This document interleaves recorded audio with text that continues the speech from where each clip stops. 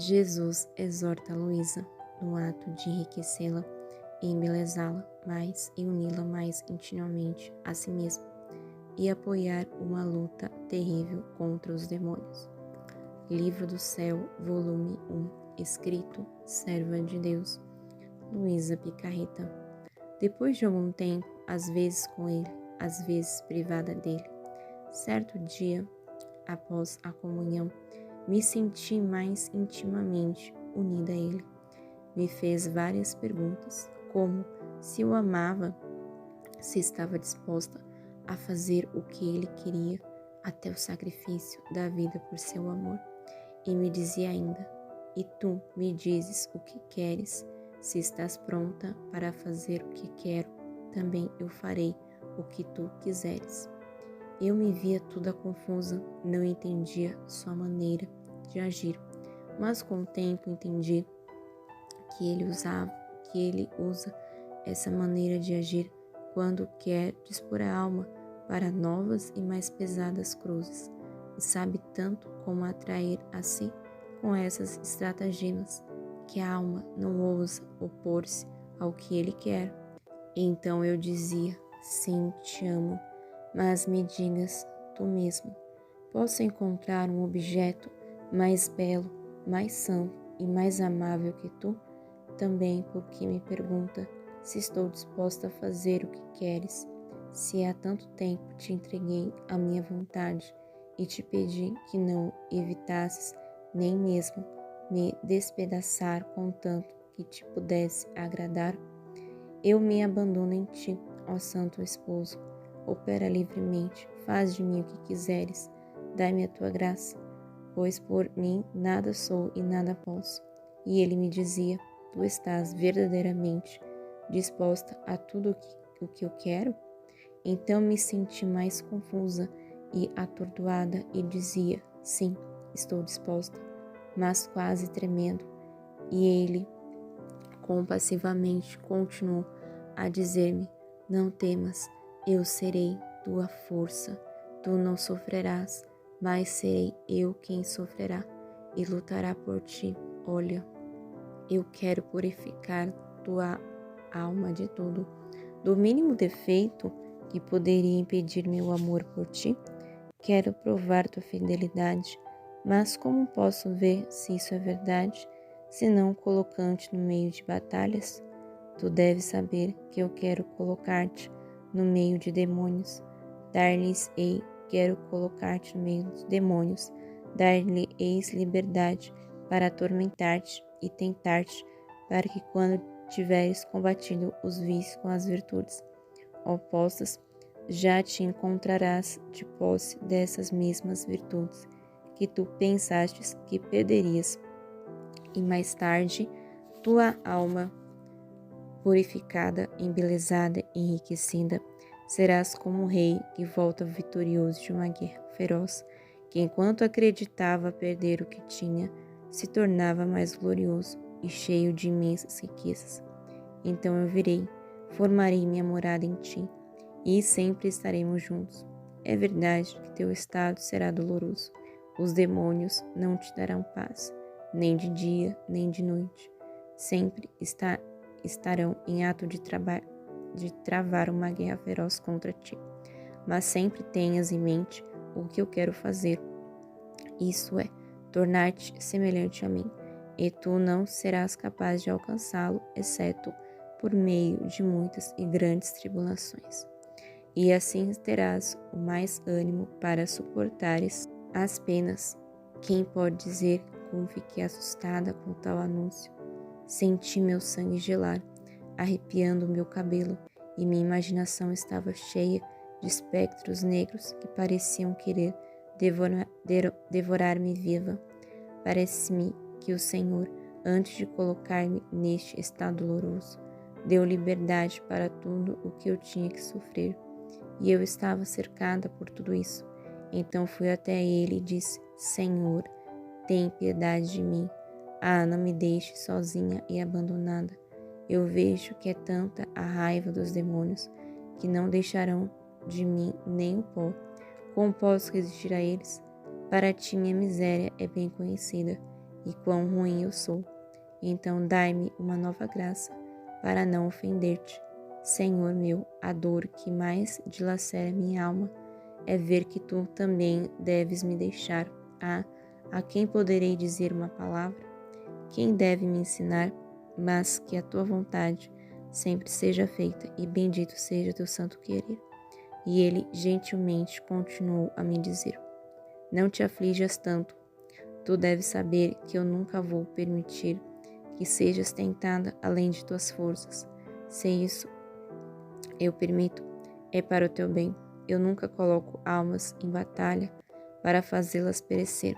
Primeiro meço suas forças, dou-lhes minhas graças e depois as introduzo. E se alguma alma se precipita, é porque não fica unida a mim com a oração, não experimentando mais a sensibilidade do meu amor. Vai implorando amor das criaturas. Todavia, somente eu posso satisfazer o coração humano. Não se deixa guiar pelo caminho seguro da obediência, acreditando mais no julgamento próprio do que naquele que a guia em meu lugar. Logo, porque surpreende-se que caiam? Então, o que te recomendo é oração. Embora devas sofrer penas de morte, jamais deve negligenciar o que costumas fazer. E mais, quanto mais te vejas no precipício, tanto mais invocarás a ajuda de quem pode libertar-te. Além disso, quero que te coloques cegamente nas mãos do confessor, sem examinar o que lhe é dito. Desta forma, estarás cercada pela escuridão e serás como alguém que não tem olhos e que precisa de uma mão para guiá-lo. O olho para ti será a voz do confessor, que como luz iluminará as trevas, e a mão a obediência, que será guia e suporte para levar-te a um porto seguro. A última coisa que te recomendo é a coragem. Quero que tu corajosamente entre na batalha. A coisa que mais faz temer um exército inimigo é ver a coragem, a força, a maneira como desafiam as batalhas mais perigosas, sem temer nada. Assim são os demônios. Eles não temem nada além de uma alma corajosa, toda apoiada em mim, que, com um espírito forte, vai no meio deles, não para ser ferida, mas resoluta em feri-los e exterminá-los. Os demônios ficam assustados, apavorados e gostariam de fugir, mas não podem, porque, vinculados à minha vontade, são obrigados a permanecer para o seu maior tormento. Assim não os tema, que nada podem fazer-te sem o meu querer, e também, quando eu vir que tu não podes resistir mais, estás prestes a vir que tu não podes resistir mais, estás prestes a desfalecer. Se fores fiel a mim, imediatamente virei e colocarei todos em fuga, e darei a graça e fortaleza. Anima-te, anima-te. Luísa deve passar uma terrível prova lutando contra os demônios. Agora, quem pode dizer a mudança que aconteceu dentro de mim? Tudo foi horror para mim. Aquele amor que eu sentia antes, agora o via se transformar em um ódio atroz. Que pena não poder amá-lo mais.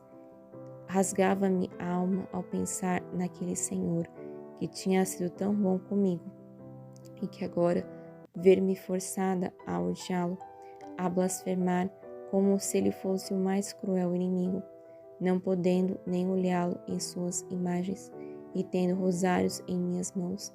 Ao beijá-los, me via tal ímpeto de ódio e tanta força que fazê-lo ou cortá-los em pedaços era a mesma coisa, e às vezes eu fazia-lhe tanta resistência que minha natureza tremia da cabeça aos pés.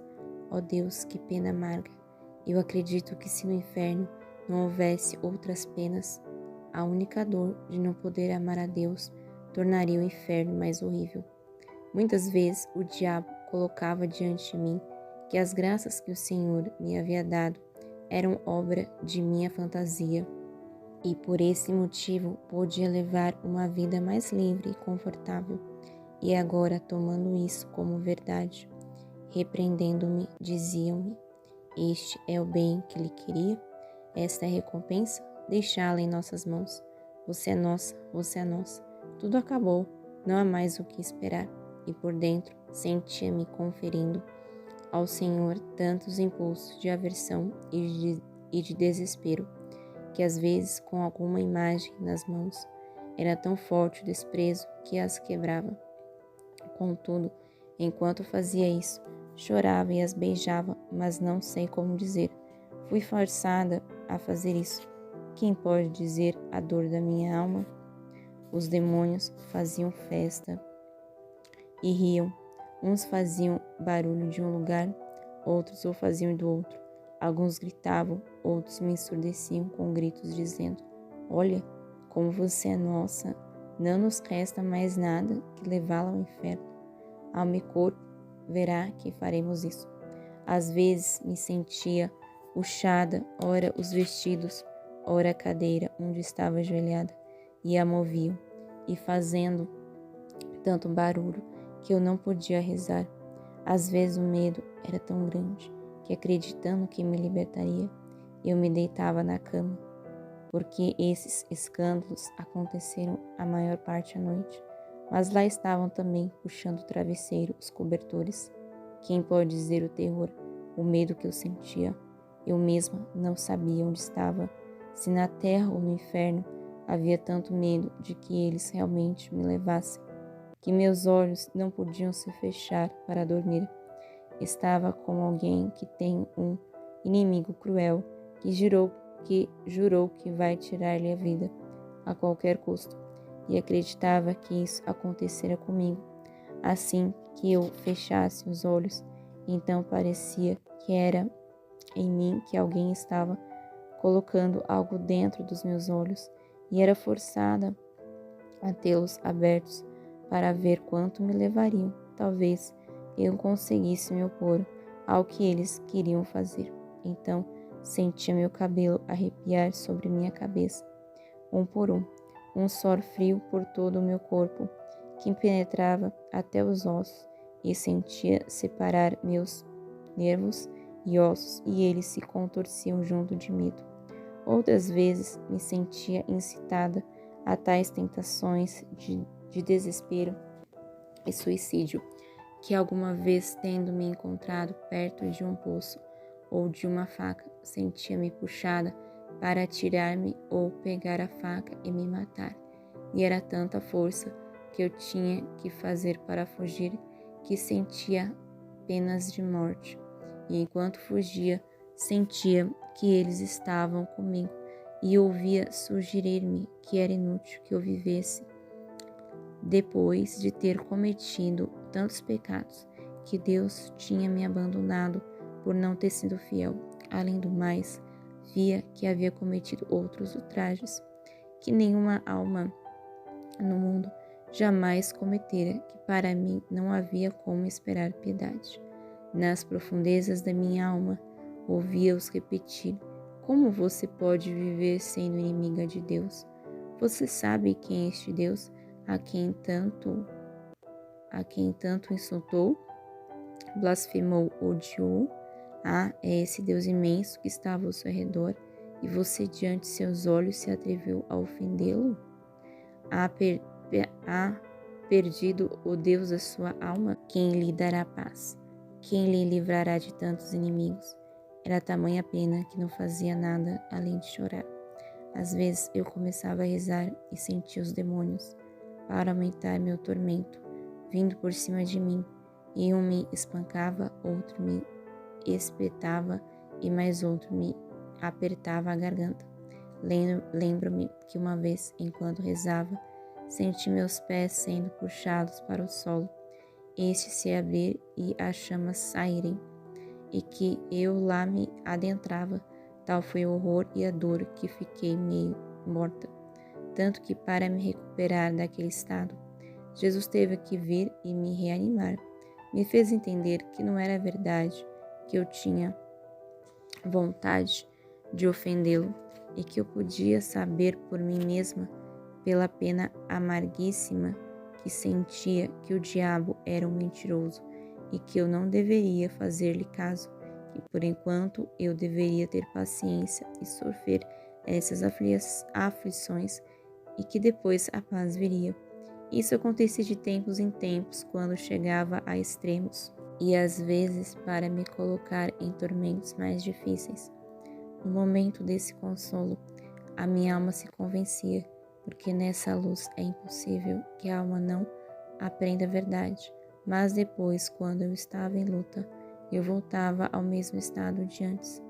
Eles tentavam-me também de modo que não recebesse a comunhão, convencendo-me de que depois de eu ter cometido tantos pecados, era atrevimento me aproximar e que eu me sentisse e que se eu me atrevesse, Jesus Cristo não viria, senão o demônio.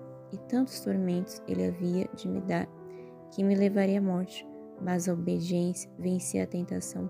É verdade que às vezes sofria penas mortais, assim que eu podia trabalhosamente recuperar-me após a comunhão. Mas como o confessor queria absolutamente que eu o recebesse, não poderia fazer de outro modo. Eu me lembro que várias vezes não a recebi. Também me lembro que às vezes, enquanto rezava à noite, eles apagavam minha lâmpada. Às vezes faziam tais rugidos de dar medo, outras vozes débeis, como se fossem moribundos. Mas quem poderia dizer tudo o que eles faziam? É impossível.